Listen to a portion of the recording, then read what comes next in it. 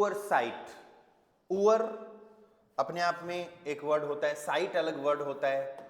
दी उअर का मतलब होता है वॉच, घड़ी, या फिर ओक्लॉक के लिए भी इसको यूज करते हैं। एंड दी साइट, साइट मतलब टाइम, समय या समय, तो घड़ी का समय, जो दीवार घड़ी है उसके अंदर क्या क्या समय होता है वो सारा अपन देखेंगे, ठीक है। जब भी क्वेश्चन पूछते हैं कि व्हाट इज द टाइम, तो फॉर्मल हो चाहे इनफॉर्मल हो, ये एक सिंपल एक ही क्वेश्चन पूछा जाता है। क्या क्वेश्चन है ये? व्हाट इज द टाइम, समय क्या हुआ है, समय क्या हुआ है, व्हाट इज द टाइम। अब इसका आंसर डिपेंड करता है कि भाई पूछा कहां गया ये क्वेश्चन। आंसर किस चीज पे डिपेंड करता है कि क्वेश्चन कहां पर पूछा गया है। अगर घर पे किसी फैमिली मेंबर ने पूछा, रिलेटिव ने पूछा, फ्रेंड वगैरह ने पूछा है, मैं ये कहना चाह रहा हूं कि अगर ये क्वेश्चन इनफॉर्मल वे में अगर आप कहना चाह रहे हो, दोस्तों के बीच में कहना चाह रहे हो, तो सेंटेंस जर्मन में अलग होगा, इसको ट्रांसलेट नहीं करना, एक फिक्स सेंटेंस है, ठीक है। व्हाट इज द टाइम, ये ऑफिस वगैरह में, रेलवे स्टेशन, बस स्टैंड वगैरह पर भी समय बताया जा सकता है, तो वो अलग होगा। ओवरऑल कहने का मतलब है फॉर्मल इनफॉर्मल, ठीक है। फॉर्मल इनफॉर्मल को आप यहां पर अभी ऐसे भी समझ सकते हैं, एक तो 12 आवर्स वाला टाइम और एक 24 आवर्स वाला टाइम, ठीक है। 12 आवर्स वाले में 12 के बाद 1 बजते हैं ना, 1 2 3 4 फिर वापस से वो शुरू हो जाते हैं, और 24 आवर्स वाले में 12 के बाद में बजता तो एक ही है, लेकिन एक नहीं बोलते, क्या बोलते हैं, 13 बज गए, है ना, फिर 13 14 15 इस तरीके से यूज करते हैं ना, AM PM इधर जर्मन में नहीं है, ओके। तो फॉर्मल वे में सबसे पहले अपन किसकी बात कर रहे हैं, 24 आवर्स की टाइम की बात कर रहे हैं। फॉर्मल वे में अगर आपको पूछना है व्हाट इज द टाइम, तो आपको यूज करना पड़ेगा वी फील उअर इस्ट एस, ये एक फिक्स फ्रेज यूज करना पड़ेगा। क्या फ्रेज है?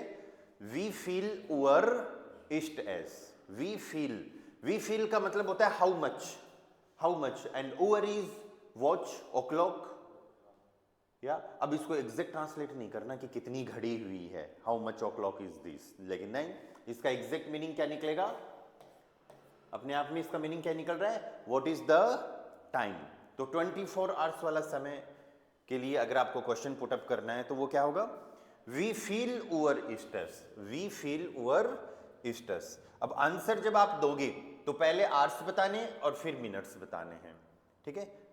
जैसे फॉर एग्जाम्पल 9 o'clock हो गया तो आपको बोलना है एसिस्ट 9 उअर, डिजिट्स में लिखना है ना, बोलना तो 9 ही है लेकिन लिखना डिजिट्स में है, एसिस्ट 9 उअर, ठीक है।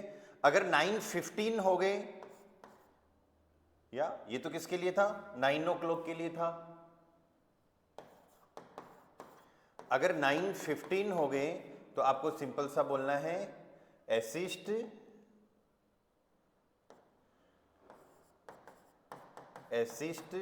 9 उअर 15 क्या है, मिनट्स हैं, मिनट्स के लिए हमको यूज करना मिनूटन, ये वर्ड्स में लिखाऊंगा अभी आपको, मिनूटन, मिनट्स के लिए, 1 मिनट के लिए दी मिनूट है, आइने मिनूट है, और प्लूरल के लिए मिनूटन। 9 o'clock के लिए एसिस्ट 9 उअर, 9:15 के लिए एसिस्ट 9 उअर 15 मिनूटन, तो आवर्स पहले आ जाएंगे एंड मिनट्स बाद में आ जाएंगे। आई बात समझ में कि इट्स 9 o'clock 15 मिनट्स। उअर यहां पर किस चीज का मीनिंग दे रहा है, ओक्लॉक का, ठीक है, और उअर लगाना यहां पर बहुत जरूरी है, ठीक है। अगर 9:30 हो गए तो फिर आपको बोलना है एसिस्ट 9 उअर 30 मिनूटन, एसिस्ट 9 उअर 30 मिनूटन। अगर 9:45 हो गए तो फिर आपको बोलना है एसिस्ट 9 उअर 45, पहले फियर नहीं, पहले 5, या 45 मिनूटन, एसिस्ट 9 उअर 45 मिनूटन, ठीक है। अगर यही समय 9:57 हो गया तो हमको ये नहीं बोलना 10 बजने में 3 मिनट हो रहे, ठीक है, यहां पर ये नहीं बोलना कि 10 बजने में 15 मिनट हो रहे हैं, 10 बजने में आधी घंटा हो रहा है। जब 24 आवर्स के समय की बात करेंगे तो पहले कितने आवर्स हुए हैं और फिर कितने मिनट हुए ये बताना है, पहले आवर्स और फिर मिनट। ठीक है, इनफॉर्मल में उल्टा कर देंगे, वो आगे देखेंगे अपन। ठीक है, तो 9:57 में हम इसको ऐसे बोलेंगे, एसिस्ट 9:57 Minuten।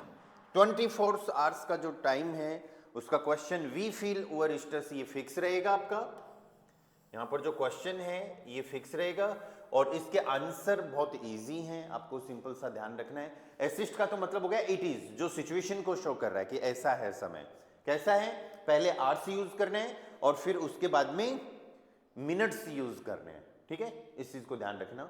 अब 12 आवर्स का टाइम अपन आगे पढ़ेंगे जो कि इससे बिल्कुल अलग है, उल्टा है, पर उससे पहले 2-3 वर्ड्स याद रख लेने अपन को। दी मिनूट है, दी मिनूट है,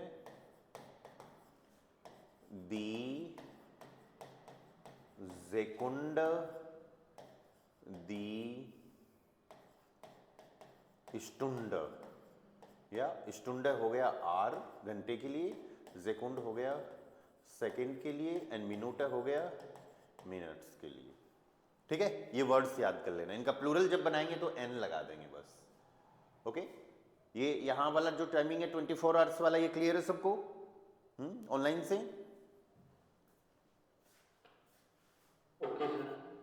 देन नेक्स्ट जो पार्ट है दैट इज 12 आवर्स। दूसरा जो पार्ट है वो 12 आवर्स का है। वहां पर भी व्हाट इज द टाइम के लिए आपको पूछना है अलग एक सेंटेंस जो होगा वी स्पेट ईस्ट एस। स्पेट का वैसे मतलब होता है लेट, स्पेट का मीनिंग क्या होता है? लेट। एग्जैक्ट ट्रांसलेशन करोगे तो इसका मीनिंग निकलेगा हाउ लेट इज इट, कि कितनी देरी हुई है ना, कितनी देरी हुई है। लेकिन इसको आपको बोलना है इंग्लिश में व्हाट इज द टाइम, क्या समय हुआ है, what is the time. Okay, ठीक है। अब इसका जब आंसर देंगे तो ये देखो कि 12 आवर्स वाला है, इसके आंसर से पहले अपन कुछ वर्ड्स लर्न कर लेते हैं। ठीक है, एग्जैक्ट अगर टाइम होता है, जैसे फॉर एग्जांपल 9 o'clock हो गए, 9 o'clock हो गए, तो आपको यहां पर बोलना है एसिस्ट 9 Uhr। 9 o'clock के लिए क्या बोलना है? Assist 9 Uhr। लेकिन 9:07 हो गए, तो इसके लिए अपने पास मल्टीपल ऑप्शंस हैं। ठीक है, तो आगे का समय बताने के लिए अपन को कुछ वर्ड्स लर्न करने पड़ेंगे, और वो वर्ड्स कुछ ऐसे हैं, जैसे अगर आपको ये बोलना हो कि थोड़ी सी देर हुई है, तो थोड़ी सी देर 1 मिनट से लेके 10 मिनट तक आपको यूज करना है एक वर्ड कुर्स। कुर्स का मतलब क्या हो गया? शॉर्ट। इसको यूज करना है 1 मिनट से लेके 10 मिनट तक। कुर्स, कुर्स मतलब short, it's short after 9 o'clock। ठीक है, अगर ऊपर हो गया समय तो आपको एक वर्ड यूज करना है नाक। नाक मीन्स आफ्टर। अरे वो एक वर्ड आया था ना नाक मिटाग, आफ्टरनून, तो नाक का मीनिंग क्या है? आफ्टर। फिर एक वर्ड आएगा फोर। फोर होता है बिफोर। बिफोर मतलब पहले, इसको यूज करेंगे समय और बचा हुआ है। 15 मिनट के लिए हमको एक वर्ड यूज करना है फियरटल। फियरटल मीन्स क्वार्टर, इसको हमें यूज करने हैं 15 मिनट के लिए। ऐसे ही आधे घंटे के लिए की एक वर्ड यूज होता है हाल्ब। हाल्ब का मतलब हो गया हाफ। तो जो नॉर्मल टाइमिंग बता रहे हैं उसके अलावा हम इनके थ्रू भी, फियरटल, हाल्ब, कुर्स, इनके थ्रू भी हम सेंटेंसेज बना सकते हैं। ये 30 मिनट्स आधे घंटे के लिए। अब इनको कैसे यूज करेंगे वो देखो। सो 9 o'clock के लिए हमने यूज किया एसिस्ट 9 Uhr। क्वेश्चन अपना था व्हाट इज द टाइम के लिए? We स्पेट esters. क्वेश्चन दोनों याद रखना। फॉर्मल में हम क्या बोलेंगे? वी फील ओवर ईस्टर्स, मतलब 24 आवर्स का जो टाइम होगा उसके लिए क्वेश्चन होगा वी फील ओवर ईस्टर्स। और इनफॉर्मल 12 आवर्स वाले टाइम के लिए वी स्पेट ईस्टर्स। ठीक है, आंसर की शुरुआत एसिस्ट से ही होगी। 9:07 हो गए, तो अब आपके पास एक ऑप्शन तो ये है कि आप ये बताओ कि इट्स 7 minutes आफ्टर 9 o'clock। ठीक है, तो एसिस्ट अब इसमें क्या करेंगे अपन, आर्स पहले की बताने की बजाय, इधर तो क्या कर रहे थे फॉर्मल में, पहले आर्स बता रहे थे फिर मिनट बता रहे थे, लेकिन इनफॉर्मल में पहले मिनट बताएंगे। एसिस्ट 7 मिनूटन, क्या बोलेंगे, एसिस्ट 7 मिनूटन, 7 मिनट ऊपर हो गई। ऊपर होने के लिए क्या वर्ड यूज कर रहे हैं, नाक। अगर समय ऊपर हो गया है तो क्या यूज करना है, नाक। समय और बचा हुआ है तो 4। तो एसिस्ट 7 मिनूटन नाक 9 Uhr। It's 7 minutes after 9 o'clock। ठीक है। अपन ने एक छोटी सी बात यहां पर यह भी करी थी कि 1 मिनट से 10 मिनट तक के लिए हम एक कुर्स वर्ड का भी यूज कर सकते हैं, पर इसमें एग्जैक्ट मिनट्स नहीं पता चलेंगे। इसमें जब ये बोलते हैं कि 8 बज के 7 बज के थोड़ी सी देर हुई है, तो इसका मतलब ज्यादा नहीं हुआ है ना समय, पर एग्जैक्ट समय मिनट्स नहीं बताए गए। तो अपन इसके लिए ये भी यूज कर सकते हैं, एसिस्ट कुर्स, ऊपर हो गए तो नाक 9 Uhr। Uhr लगाना बहुत जरूरी है। समझ में आ गई बात। 9:15, 9:15 के लिए तो पहले तो सीधा सीधा 15 मिनट हो गए 9 बजकर, तो एसिस्ट 15 मिनूटन नाक 9 Uhr। नाक क्यों लगाया, क्योंकि 15 मिनट ऊपर हुए हैं। ठीक है। इसके लिए फिएटल वाला फिक्स यूज होता है, तो आप इसको ऐसे भी बोल सकते हो, एसिस्ट या 15 मिनट के लिए फिएटल नाक 9 Uhr। आगे बात समझ में। इसी तरीके से किसी को कुछ क्वेश्चन डाउट आए तो पूछ लेना। इसके लिए देखो, एसिस्ट 30 मिनूटन, 30 मिनट हो गए 9 बजकर, तो एसिस्ट 30 मिनूटन नाक 9 Uhr। 10 बजने में भी तो 30 मिनट है। ठीक है, 10 बजने में 30 मिनट है, तो उसके लिए आप यूज कर लो एसिस्ट 30 मिनट्स के लिए देखो हाल्ब यूज कर रहे हैं, तो एसिस्ट हाल्ब 10 Uhr। ठीक है, जब भी हाल्ब वर्ड यूज होगा तो हमेशा अपकमिंग टाइम बताएंगे, मतलब 10 बजने में आधा घंटा और। अब और के लिए 4 यूज करते हैं, लेकिन हाल्ब के साथ नहीं लगाना इसको। अगर कभी भी ऐसे लिखा हुआ आता है एसिस्ट हाल्ब 10 Uhr, तो इसका मतलब 9:30। अगर ऐसे लिखा हुआ आता है एसिस्ट हाल्ब 9 Uhr, इसका मतलब 8:30। आई बात समझ में। एसिस्ट हाल्ब 11 Uhr, इसका मतलब 10:30। हाल्ब 11 मतलब आगे आने वाला जो समय है उससे आधा घंटा पहले और का समय है ना, कि और बचा है। एसिस्ट हाल्ब 10 Uhr। इसी तरीके से अगर ये समय होता है आपका 9:45, तो इसके लिए देखो अपने पास कितने ऑप्शन है। पहला तो ये बताओ 45 मिनट हो गए 9 बजकर, एसिस्ट 45 मिनूटन नाक 9 Uhr। दूसरा हम इसके लिए ये बोल सकते हैं कि 15 मिनट और बचे 10 बजने में। तो एसिस्ट 15 मिनूटन 4 और बचे हैं, ऊपर हो गए नाक और समय और बचा है, मिनट्स और बचे हैं तो 4। तो एसिस्ट 15 मिनूटन 4 10 Uhr। ठीक है। और तीसरा जो तरीका है वो हम फिएटल वर्ड यूज कर रहे हैं, वो ये है कि एसिस्ट फिएटल 4 10 Uhr। क्या ये तीनों एक ही हैं, बस 15 मिनट्स के लिए हमने फिएटल और यूज कर लिया। ठीक है। सेम इसी तरीके से 9:52, तो देखो एसिस्ट 52 मिनूटन नाक 9 Uhr। एसिस्ट 52 मिनूटन नाक 9 Uhr। एक तरीका ऐसे बोल देते 10 बजने में 8 मिनट और हैं, तो उसके लिए एसिस्ट 8 मिनूटन 4 फॉर और बचा है तो किसमें 10 में, तो सेन हुअर। और 8 मिनूटन के लिए हम एक वर्ड कोर्स भी कर सकते हैं। तो अगला सेंटेंस अपना ऐसे भी आ सकता है, असिस्ट कोर्स फॉर सेन हुअर, 10 बजने में थोड़ी सी देर और है। ठीक है, तो इधर जो ये वर्ड्स आए कुर्स, नाक, फॉर, फिएटल, हाल्ब, ये हमें यूज करने सिर्फ 12 आवर्स वाले समय में। ठीक है, और 24 आवर्स वाला तो इजी है, असिस्ट के बाद में जो आवर्स हुए हैं और जो मिनट्स हुए हैं वो लगा दो, बता दो। ठीक है, अब इसकी प्रैक्टिस करनी है आपको कई सारी। कोई डाउट क्वेश्चन हो तो इसमें पूछ लो। ठीक है, सिंपल सा टॉपिक है ये। या किसी को भी कुछ डाउट क्वेश्चन, एनीवन? हाँ भाई, क्लियर है ऑनलाइन से? Yes sir.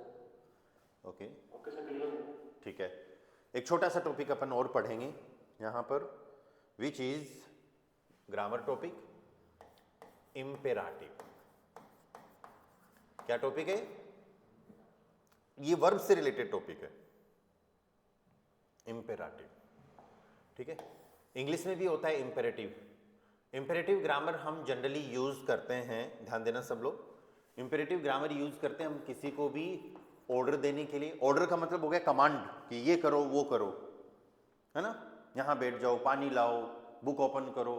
ऑर्डर, ऑर्डर ये ऑनलाइन वाला ऑर्डर नहीं है, किसी से कुछ रिक्वेस्ट करने के लिए, किसी को कुछ सजेस्ट करने के लिए, इसके लिए हम क्या यूज करते हैं?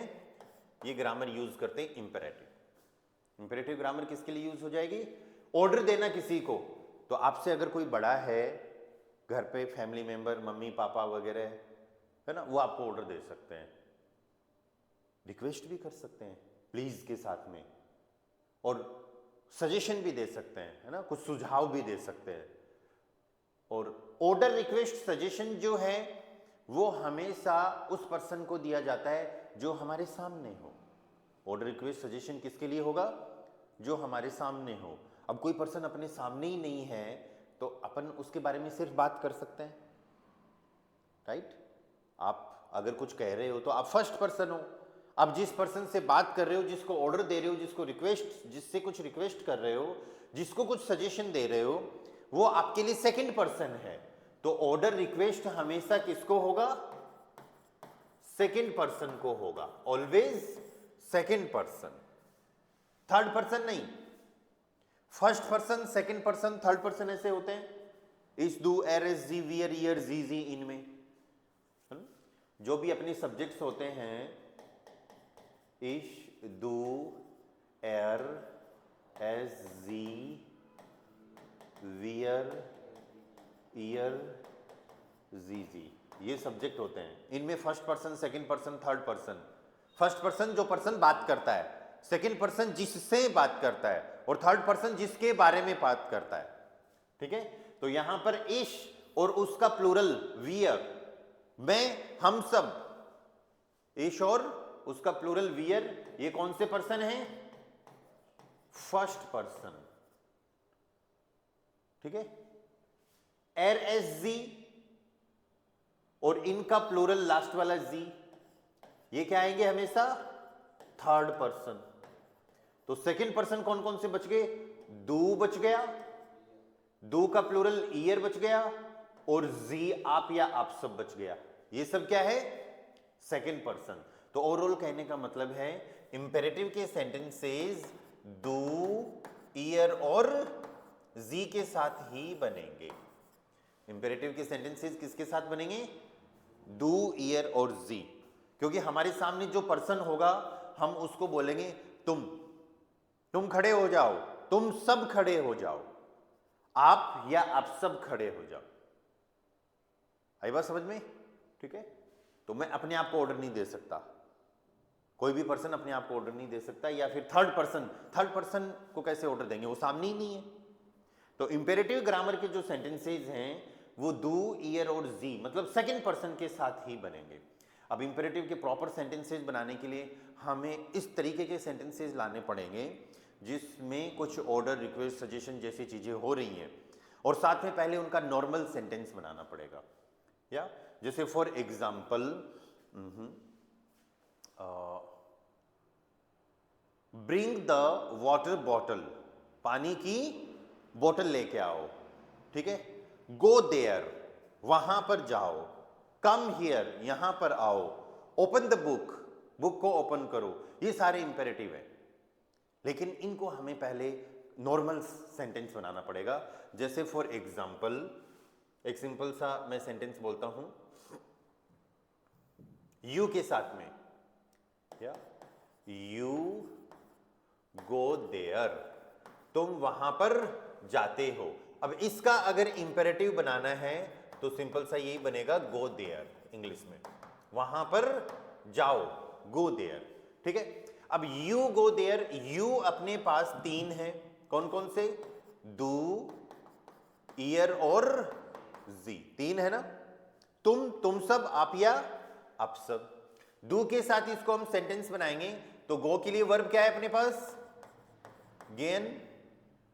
तो डू के साथ बन जाएगा do guest dot, normal sentence. Year के साथ बन जाएगा ईयर गेट डॉट, और जी के साथ बन जाएगा जी गेन डॉट। डॉट किसका मीनिंग है? देयर का, ठीक है। अब इसको इंपेरेटिव बनाना है। हर इंपेरेटिव के सेंटेंस में जो रूल लगने वाला है वो अभी यहां पर देख लो, आपको बहुत अच्छे से आगे के इंपेरेटिव भी आ जाएंगे, ठीक है। तो डू के साथ अगर इंपेरेटिव बनाना है, इंपेरेटिव पार्ट डू, ईयर और जी के साथ बनाना है, तो एक रूल छोटा सा अप्लाई करना पड़ेगा। तीनों के लिए अलग अलग रूल है। डू का रूल तो ये है कि डू और वर्ब में जो एसटी लगा है उसको हम हटा देंगे। क्या करेंगे? हटा देंगे। तो बचा क्या? गे डॉट, गे डॉट। अरे इंग्लिश में भी तो सब्जेक्ट हिडन था, इधर भी हिडन है या छुपा हुआ है, गे डॉट, गो देयर, ठीक है। ईयर वाले सेंटेंसेस में हमको क्या करना है? ईयर को हटा देना है, लेकिन एसटी की तरह टी को नहीं हटाना, क्योंकि टी को भी हटा दोगे तो फिर सेम ही हो जाएगा। पता नहीं चलेगा कि एक पर्सन को ऑर्डर दिया जा रहा है या फिर एक से ज्यादा को दिया जा रहा है। तो ईयर के साथ का इंपेरेटिव बनेगा गेट डॉट। और जी वाले सेंटेंस में क्या करना है? वर्ब को फर्स्ट पोजीशन पे ले आना है।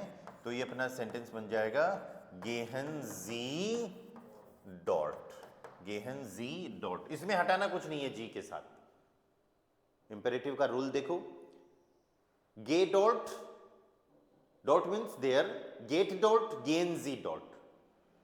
या कम हियर, अगर आपको ये बोलना है कम हियर, इधर आओ,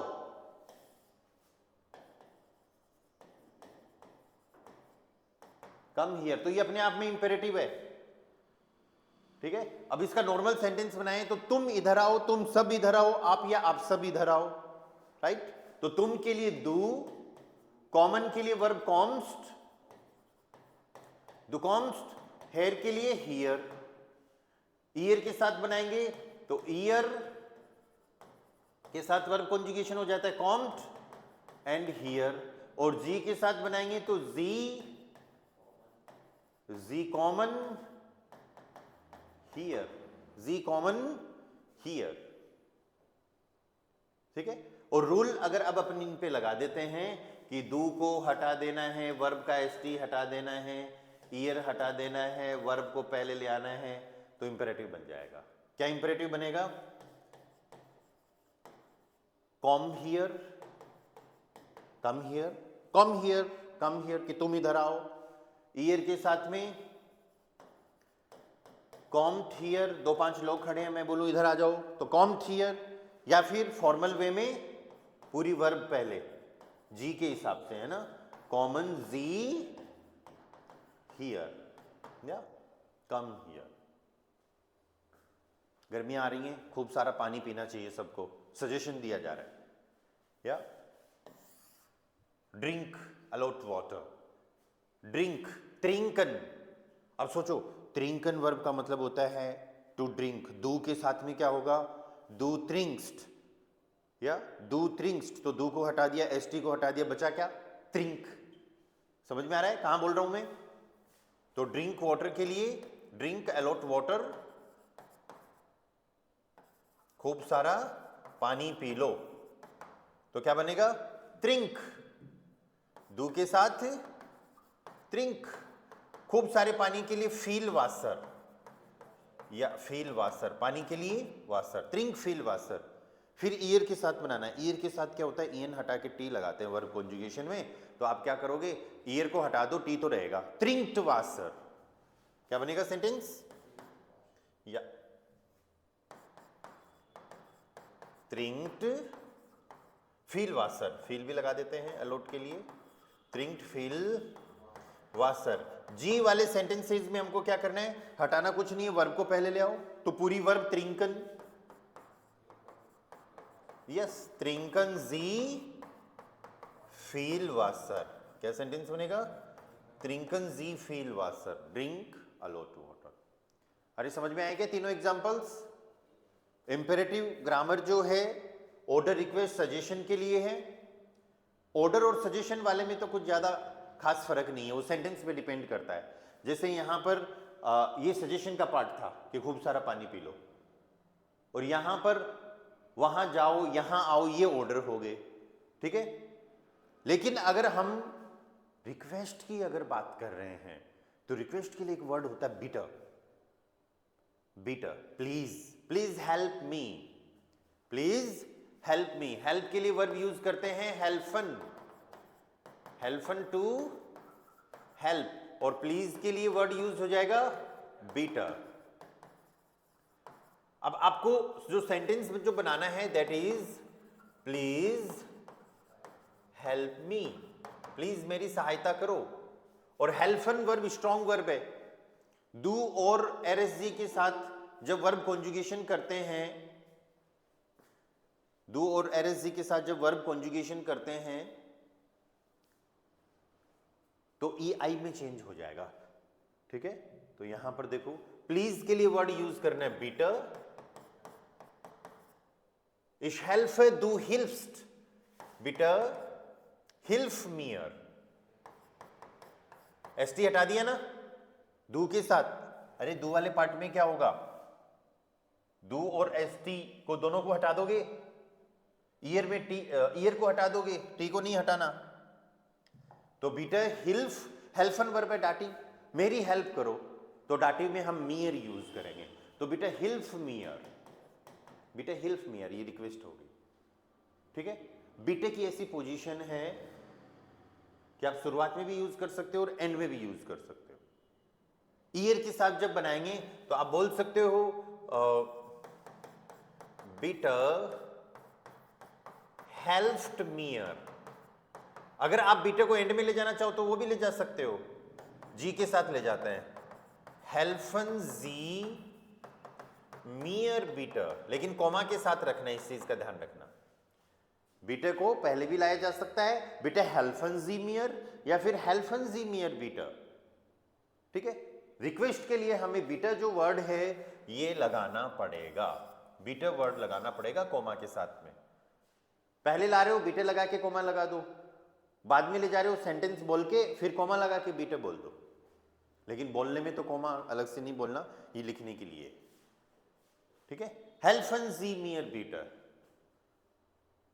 ओके। एक और एग्जांपल देखते हैं। कोई सजेशन दे रहा है इतना मत खाओ, do not eat so much, या तो डोंट ईट टू मच, ज्यादा मत खाओ, ये सजेशन है, ठीक है। ईट के लिए अपने पास वर्ब है एसन, एसन का मीनिंग क्या हो गया? ईट। और टू मच सू फील, सू फील का मीनिंग क्या हो गया? Too much. और नॉट के लिए हमें यूज करना है निस्ट, निस्ट इज नॉट। तो अब अपने सेंटेंसेस देखो, एसन वर्ब का जब कॉन्जुगेशन करते हैं तो भी ई आई में चेंज हो जाता है, स्ट्रॉन्ग वर्ब है। तो डू के साथ ही इस सेंटेंस को अपन को बनाना है इश। डबल एस जो है वो मेन वर्ब का पार्ट है, तो कॉन्जुगेशन के टाइम पे आपने एस टी नहीं लगाया, सिर्फ टी लगाया था, तो टी ही हटाएंगे। या डू नॉट ईट, इस निष्ठ, इस निष्ठ, और टू मच के लिए सुफील, इस निष्ठ सुफील कि इतना मत खाओ। ईयर के साथ में जब बनाएंगे तो ईएन हटके टी लगता है वेद वर्ग में। एस्ट, ईयर को ही हटाना है। एस्टनिष्ट सुफील, और जी के साथ बनाएंगे तो वर्ब को पहले ले आएंगे, या जी के साथ इंपेरेटिव बनाएंगे तो वर्ब को पहले ले आएंगे। वर्ब है हमारी एसन, और जी भी लगाना है। एसेंजिनिस्ट सुफील, ये है इंपेरेटिव ग्रामर जो शो करती है ऑर्डर, रिक्वेस्ट एंड सजेशन। ठीक है, तो जब भी इंपेरेटिव यूज करना है तो हमेशा ये सोच लेना है कि हम ऑर्डर, रिक्वेस्ट, सजेशन, ऑर्डर किसको दे रहे हैं, रिक्वेस्ट किससे कर रहे हैं, सजेस्ट किसी को कुछ सजेस्ट किसको कर रहे हैं, है ना, जो भी पर्सन है। अगर वो सिंगल है, इनफॉर्मल है, दू है, तो सेंटेंस में दू और एसटी हट जाएगा। अगर वो प्लूरल हैं तो ईयर हट जाएगा। अगर वो फॉर्मल, सिंगुलर या प्लूरल हैं तो जो वर्ब होगी आपकी कोई भी, उसको हम शुरुआत में ले आएंगे। ये तीन रूल जो हैं हर एक ऑर्डर, हर एक रिक्वेस्ट, हर एक सजेशन के लिए अप्लाई होते हैं। बस रिक्वेस्ट वाले पार्ट में हमको क्या करना है, यहां पर बीटा का यूज और करना है। क्लियर है ग्रामर? ठीक है, अब आपको खूब सारी प्रैक्टिस करनी है, सेंटेंसेज में शेयर करूंगा। Okay, so just wait.